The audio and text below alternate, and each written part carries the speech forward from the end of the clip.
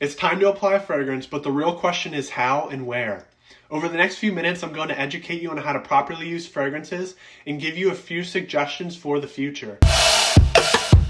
So first, know your fragrance. If you're wearing a lighter fragrance like Dolce & Gabbana Light Blue Eau Intense, you can go heavier on the trigger like 5 to 6 sprays.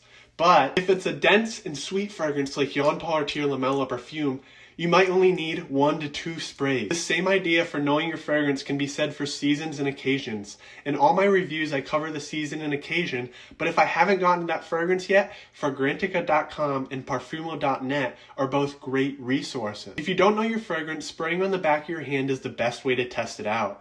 This is how I test many of the fragrance I write about on my website, as it makes it easier to determine the scent and whether it lasts on my skin. And the same can be said for you. Second, start with clean, dry, and moisturized skin. The best time to apply a fragrance is right after the shower. This is recommended for a few reasons. 1, it helps the fragrance soak into the skin since your pores are more receptive. 2, the fragrance oils are less likely to blend with sweat or any other skin oils that may affect the scent's development.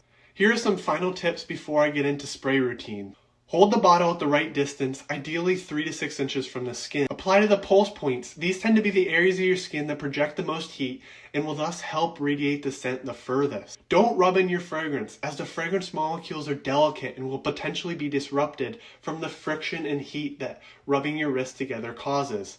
Lastly, be conservative. You can always apply more, but you can't unapply less. So finally, let's talk about one of the best spray routines. I always recommend putting 1 spray on the back of the neck.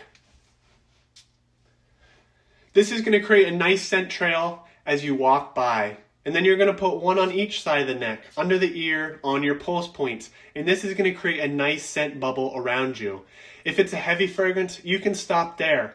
But if you need a few more sprays, you can put where your collar meets your skin, and there's 5 sprays. Most fragrances, you're not going to need any more than 5 sprays, and if you do, you can just double up around your neck. Now, you may have heard of other people apply fragrances on their elbow, their wrists, their chest, or even the back of their knees. And that is all right, but I just find these places to be the least effective. Thanks for listening. See you next time.